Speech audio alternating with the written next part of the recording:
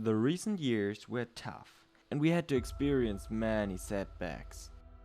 But we fought our way through, and now dominate the Western world like never before. But the victory over the West is not the end of our conquest. No, it's the beginning.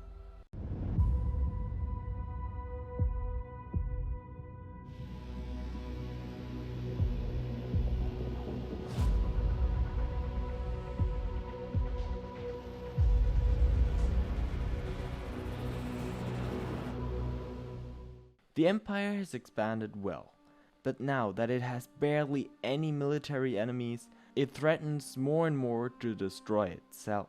The discussions about the right religion is bigger than ever before, and the opinion on where to expand distinguish more and more. And this week, the Senate agreed on Aurelius, who proposed to expand to Scandinavia and furthermore to profit from their warriors. Prepare for impressive and highly motivated content and peak commentary. Hey, let's go.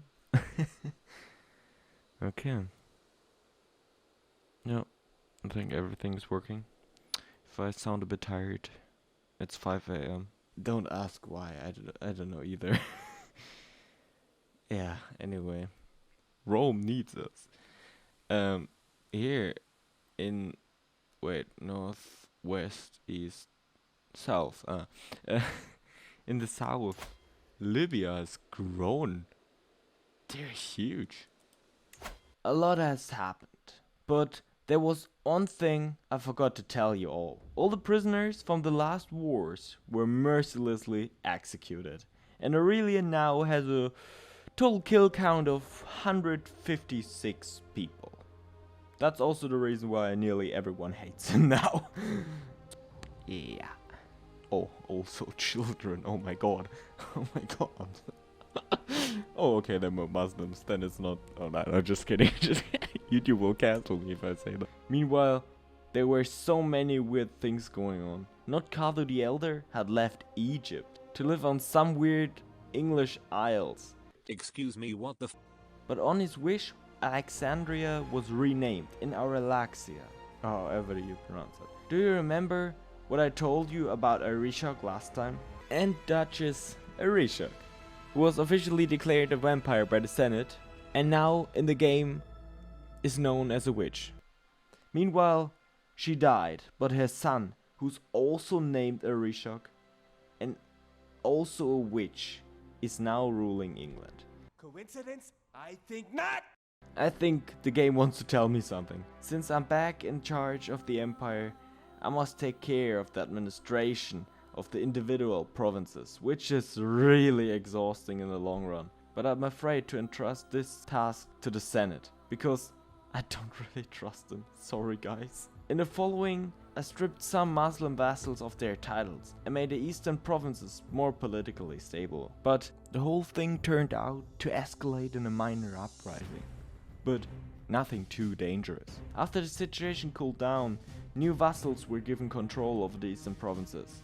I commissioned the construction of a golden statue to remember future generations on my glorious victories. Then I gave Count Lothar of Malta, who had done a good job the last few years, the control over the Duchy of Sicily.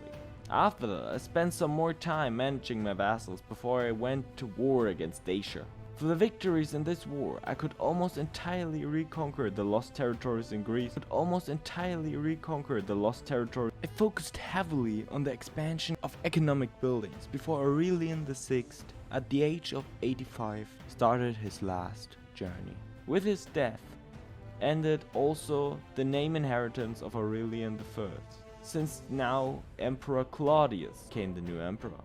Claudius promised big achievements to the Roman people, and so he started an attack on the Muslims, which became a total success. He also spent much time administrating the empire. In fact, he was such a chat that he would rather stand in the throne than sitting on it. Nothing can bring me down. He continued his conquests in Germany, which was highly recommended by the Senate.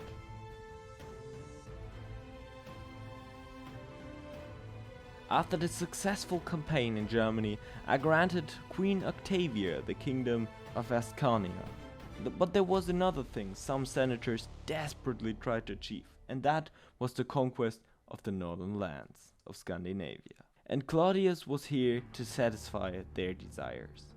In several large campaigns, large parts of Scandinavia were conquered and subjugated, and so Claudius could crown himself with great success before he finally died at the age of 69. More wars and far too much administration work followed in the years to come. I conquered more parts of Arabia and advanced deeper into Germania. Everything went well until the rule now continued under Cornelius II, and despite many changes of rulers, the empire was shining like never before. A few more times I expanded to the north, Scandinavia and Germania. The empire was secure. And so next week will come the last episode of this series. Unless you manage to get 50 likes on a comment and symbolize me there are still things to do. Otherwise, send me your May last proposals for this campaign, senators. It all lies down in your hands.